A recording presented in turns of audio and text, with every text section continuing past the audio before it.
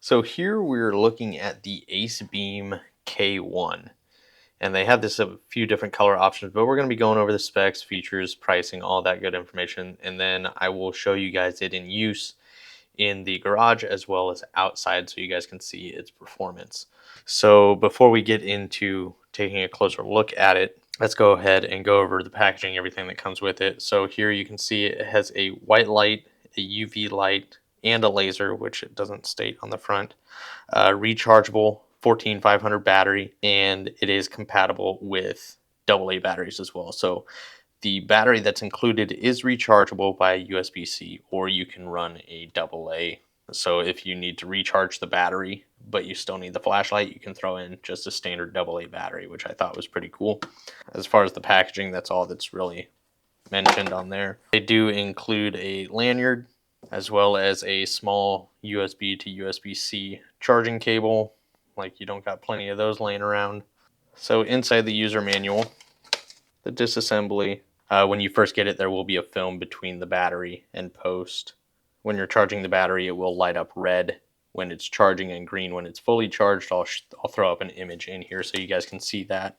But there are 3 different light sources. There you can see 6500K white light, max output of 1000 lumens, up to 223 meters.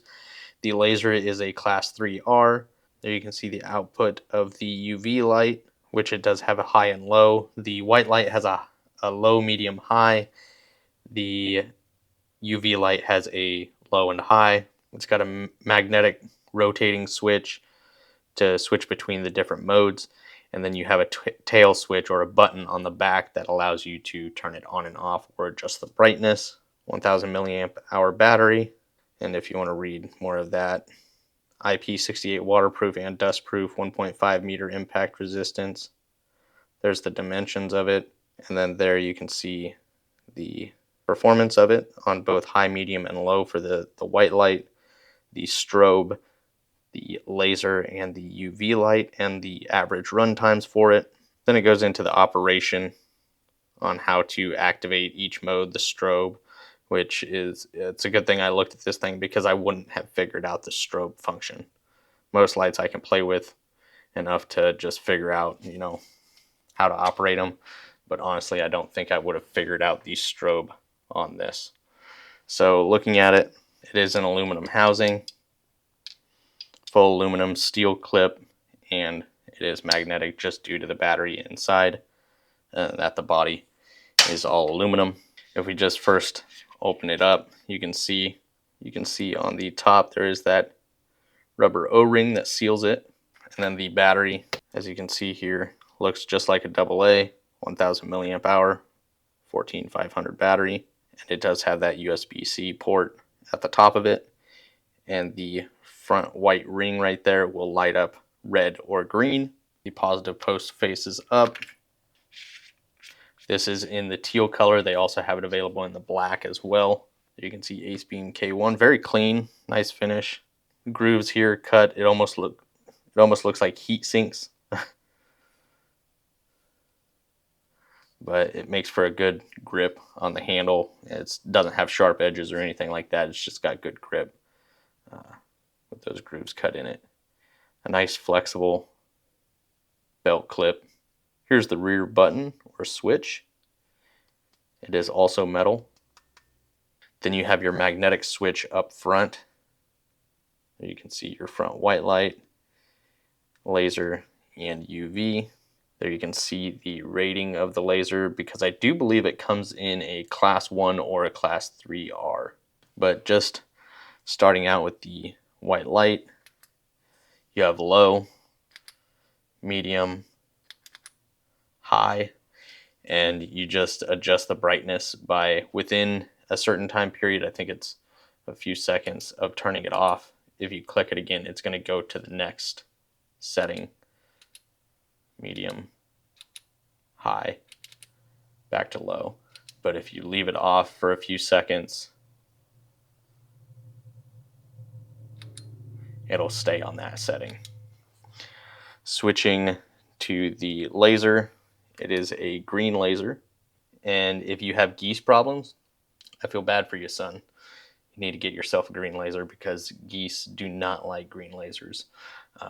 This is a fantastic thing to have if you have geese that are constantly bothering you or in your area. And then the UV light, if you want to ruin your day when you go to a hotel and you end up not wanting to sleep in the bed, you can take this and inspect the room. But there's the low, there's the high. It's very hard to tell on camera. Low, high. And I'll show you some things around the garage as well that might surprise you. No, well, it surprised me. Moving on.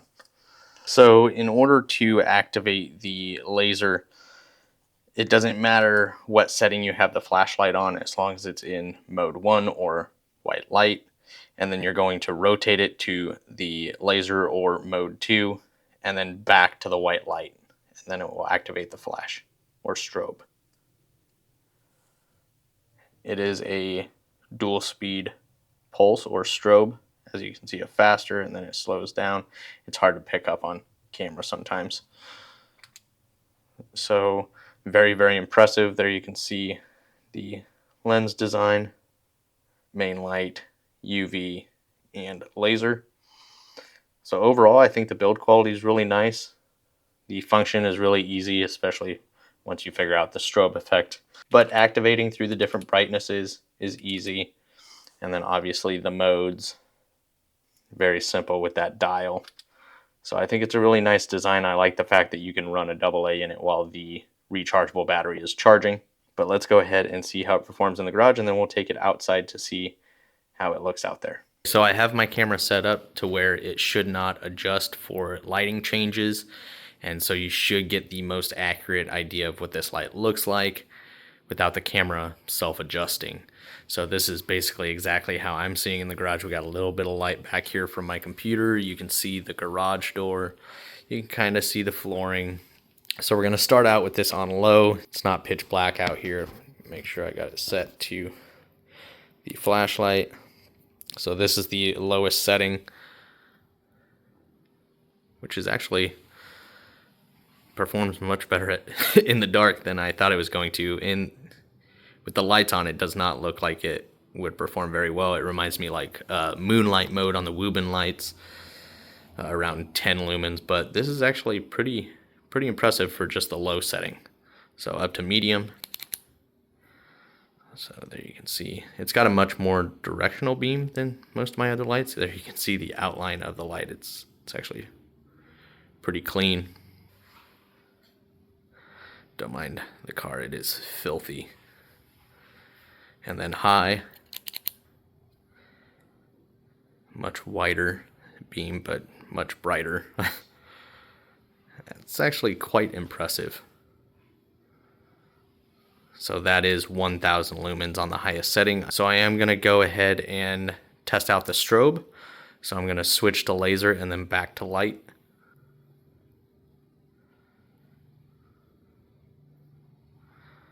And then to shut it off, you can either rotate the ring or just click the button and then turn it back on. Now it's on low.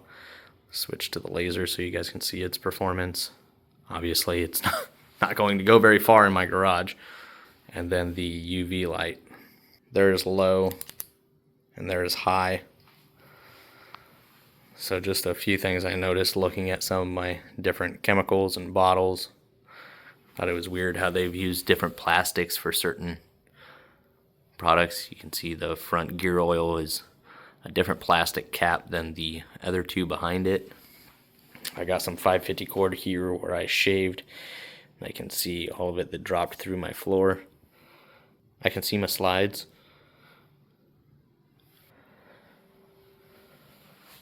I mean, if anything, it's really fun when you're in like a garage or something, but when you go in your house and you start looking around, it's not so much fun. I'm just saying, like, I went in my bathroom and we have hard water. It's hard water. All right, hard water. My son washes his hands, flings his hands everywhere. Water ends up all over the walls. You can't see it with the lights on. You put this on and it looks like somebody exploded in the bathroom, but it's just like calcium and mineral buildup from the water. Ain't gonna catch me slipping.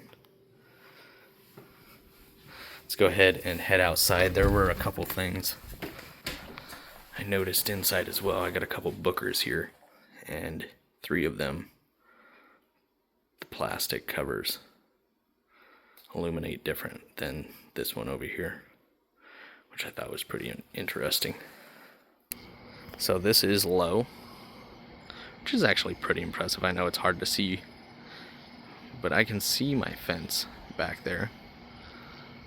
And then up to medium, much brighter. And then up to high. That's actually really impressive. It's 1,000 lumens, but it's much more directional than a lot of my other lights. More of a spotlight or beam to it. So quite impressive. And we'll switch to the laser real quick so you can see it. That's up on the telephone pole out there. And now we're going to test the strobe.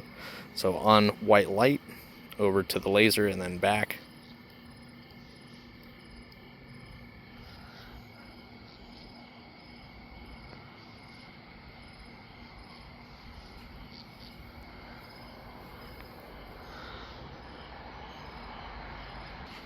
We can hit that tree over there easily.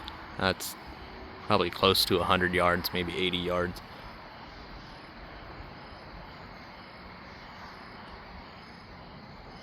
Those ones are deaf. That one's probably 100 to 120 yards back there. That's at the end of the block on the other side of the block. So pretty impressive little light. I like its features and how easy it is to operate. So if you guys have any questions, comments, concerns, please feel free to drop a comment down below. But that is the Acebeam K1, and this sells anywhere from $50 to $60. I'm guessing depending on the laser option that you choose, maybe the color option or sales going on, but it typically sits around $55. So if you guys enjoyed, please make sure to smash that thumbs up, leave a comment down below of your guys' thoughts, and as always, if you guys haven't subscribed, make sure to subscribe, and I'll see you guys next time.